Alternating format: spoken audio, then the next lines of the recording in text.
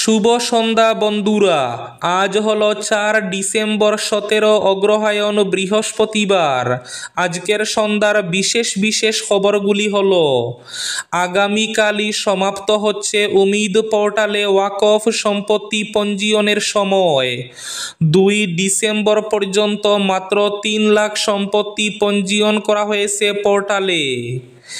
এক অবাক করার মতো ঘটনা, আমি একমাত্র সুন্দর, আমার চেয়ে কেউ সুন্দর হতে পারে না। নিজের সন্তান সহ 3 ভাইজিকে খুন। হরিয়ানায় মহিলার কাণ্ডে হতবাক পুলিশ, স্তম্ভিত গোটা দেশ। আগামী 1 জানুয়ারি থেকে শুরু হবে বাবু প্রকল্প, ঘোষণা মুখ্যমন্ত্রীর। এখন 100 টাকায় দেওয়া হচ্ছে ডাল, চিনি ও লবণ। আগামীতে সরকারে আসলে এই সামগ্রীগুলো বিনামূল্যে দেওয়া হবে। আজ ঘোষণা মুখ্যমন্ত্রী ডক্টর হিমন্ত বিশ্ব শর্মার। এবার থেকে চলন্ত ট্রেনেও এটিএম, তুলতে পারবেন টাকা। শিলচরে আবার মরাল পুলিশিংয়ের ঘটনা। শিলচরের অম্বিকাপট্টি এলাকায় নৈতিক পুলিশিংয়ের এক চমকে দেওয়া এবং নিন্দনীয় ঘটনা। এবার প্রতিবাদের মধ্যে 108 মৃত্যুঞ্জয় পরিষেবার শত শত কর্মী বরখাস্ত। আদালত পুলিশের বিরুদ্ধে আপত্তিকর মন্তব্য। গ্রেফতার ডিজায়ার ফর লাইফের প্রধান গীতা পান্ডে। সোনোগ্রাফি মেশিন অচল, ঔষধ কর্মীর টান। হাইলাকান্দির সিভিল হাসপাতালে চরম ভোগান্তি। ফের শিরোনামে কালাইন স্কুল। কালাইন এইচএসের অধ্যক্ষের মানসিক নির্যাতনে পরীক্ষা কক্ষে অসুস্থ শিক্ষিকা, থানায় মামলা। এবং শেষ খবরটি, একের পর এক সরকারি স্কুল বন্ধ, পরিসংখ্যানে চাঞ্চল্য। তাহলে বিস্তারিত খবরে যাওয়ার আগে অবশ্যই ভিডিওটিতে একটি লাইক করে চ্যানেলটি সাবস্ক্রাইব করে পাশের বেল আইকনটি বাজিয়ে রাখবেন এবং ফেসবুক পেজটি ফলো করে ভিডিওটি অবশ্যই শেয়ার করবেন, যাতে সঠিক তথ্যগুলো সবার কাছে পৌঁছাতে পারে। এবার শুনুন আজকের খবরগুলির বিস্তারিত।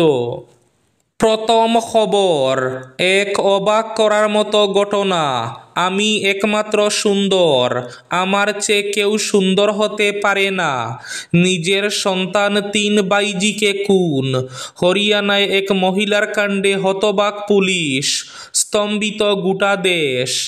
পরিবারের কোনো সন্তান তার চেয়ে দেখতে সুন্দর হতে পারে না, আর এই ধারণা এবং বিশ্বাসের বশে পরিবারের একের পর এক শিশুকে খুন করে গিয়েছেন হরিয়ানার এক মহিলা। এমনকি নিজের 3 বছরের সন্তানকেও রেহাই দেননি, তাকেও খুনের অভিযোগ উঠেছে ওই মহিলার বিরুদ্ধে। খুনের কারণ জানার পর তদন্তকারী আধিকারিকেরা হতবাক হয়ে গিয়েছেন। অভিযুক্ত মহিলাকে গ্রেফতার করেছে পুলিশ। ধৃতের নাম পুনম।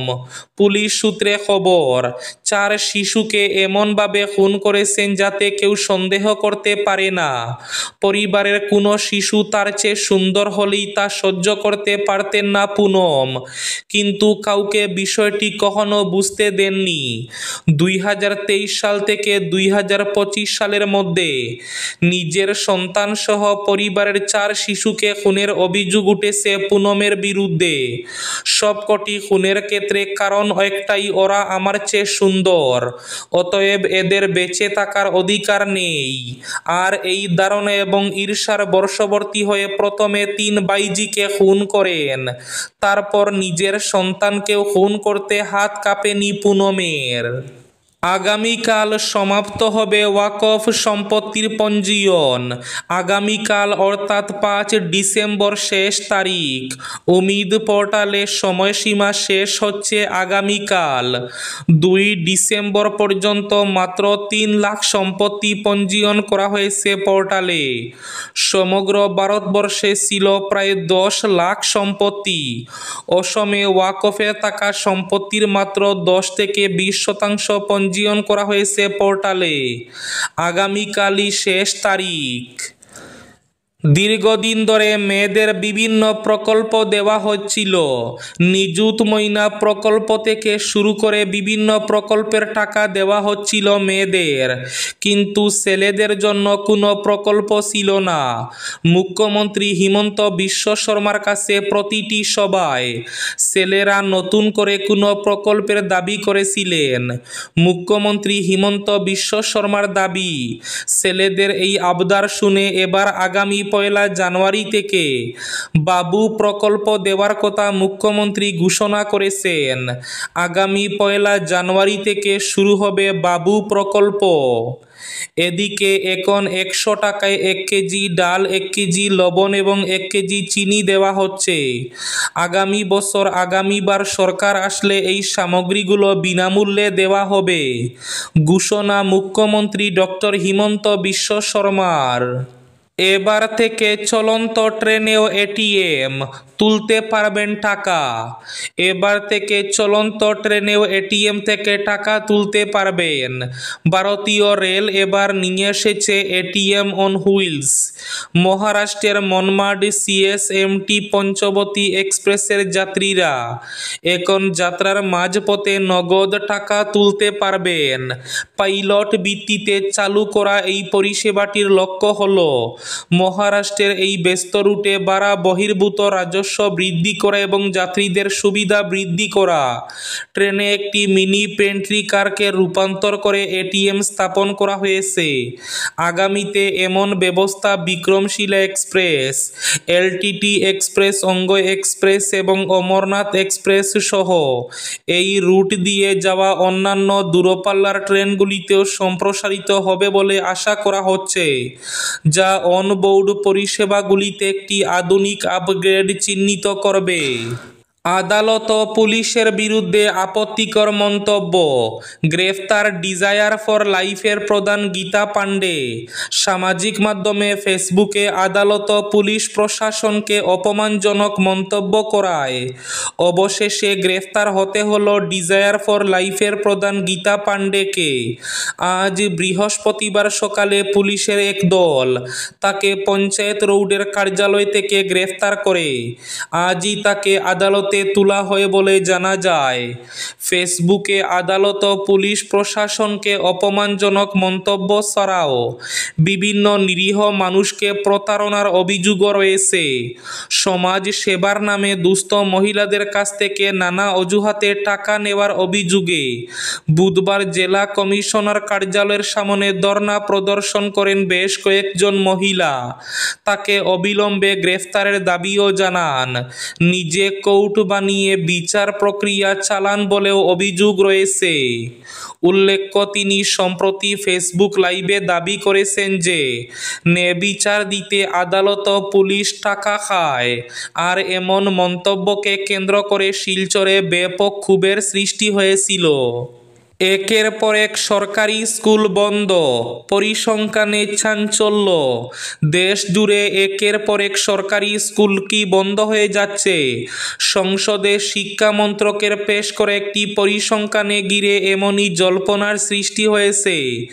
জানা গেছে 2021-22 আর্থিক বছরে যেখানে সারা দেশে সরকারি স্কুলের সংখ্যা ছিল প্রায় 10,22,000, সেখানে 2023-24 আর্থিক বছরে তা কমে হয়েছে প্রায় 10,17,000। অর্থাৎ মাত্র 2 বছরে দেশে সরকারি স্কুলের সংখ্যা কমেছে প্রায় 5,000। স্বাভাবিকভাবে এই খতিয়ানকে রীতিমতো গুরুত্বপূর্ণ বলে মনে করছে শিক্ষা বিশেষজ্ঞ মহল। সরকারি স্কুল বন্ধ হয়ে যাওয়া নিয়ে লোকসভায় লিখিত প্রশ্ন করেছিলেন সমাজবাদী পার্টির সাংসদ প্রিয়া সরোজ।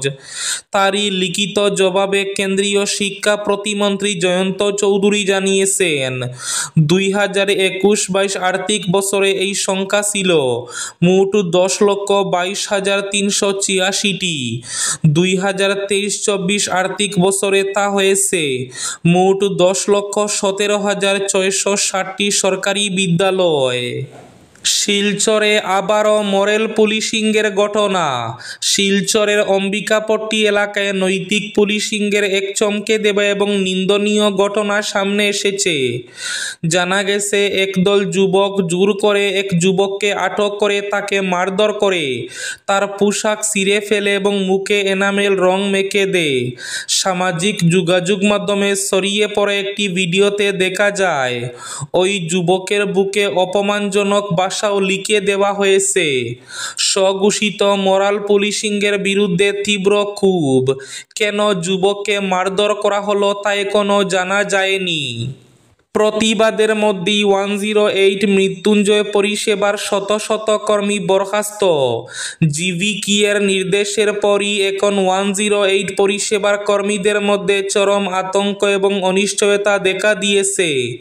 জানা গেছে, প্রায় 500-র বেশি কর্মীকে চাকরি থেকে অব্যাহতি দেওয়া হয়েছে। এদের মধ্যে প্রতিবাদে অংশ নেওয়া কর্মীরাও রয়েছেন।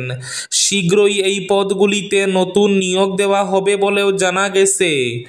গত 1 ডিসেম্বর থেকে রাজ্যে প্রায় অচল হয়ে পড়েছে 108 মৃত্যুঞ্জয় পরিষেবা।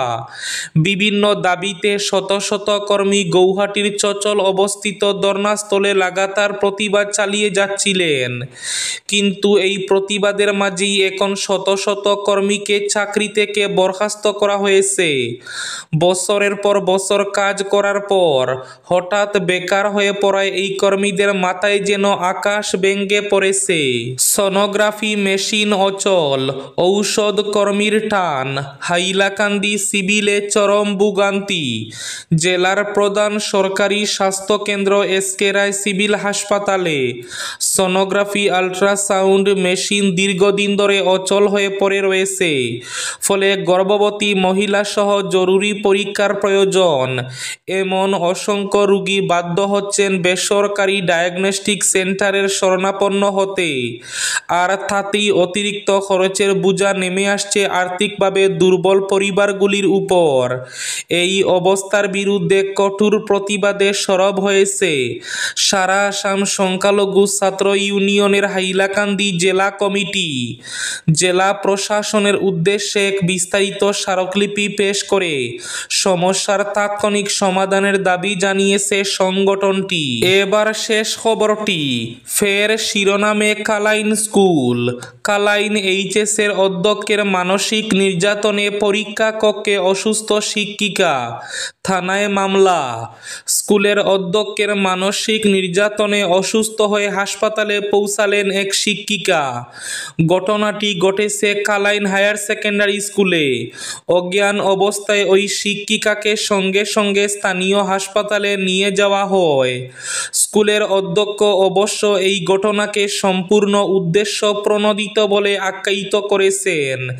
কালাইন এইচএস স্কুলে 3য় শ্রেণীর পরীক্ষা চলাকালীন সহকারী শিক্ষিকা শিলু চন্দকে পড়ুয়া এবং এক অভিভাবকের সামনে স্কুলের অধ্যক্ষ সিরাজুল আম্বিয়া অপমান করেন বলে অভিযোগ। সহকারী শিক্ষিকা শিলু চন্দের অভিযোগ, শ্রেণীকক্ষের ডেস্ক বেঞ্চ এলোমেলো এবং পর্যাপ্ত ডেস্ক বেঞ্চ না থাকায় অধ্যক্ষ সিরাজুল আম্বিয়া তার উপর চটে যান। শ্রেণীকক্ষে থাকা পড়ুয়া এক অভিভাবক এবং অন্য 2 শিক্ষকের সামনে তাকে বকাঝকা শুরু করে দেন, ধমকও দেন। অধ্যক্ষকে তিনি বারবার বোঝানোর চেষ্টা করলেও তার কথা কানে তুলেননি অধ্যক্ষ। আর এতে মানসিকভাবে ভেঙে পড়ে এক সময় শ্রেণীকক্ষের ভেতরে অসুস্থ হয়ে পড়েন তিনি। এই ছিল আজকের সন্ধ্যার বিশেষ বিশেষ খবরগুলি। ভিডিওটি অবশ্যই লাইক করে শেয়ার করে দেবেন।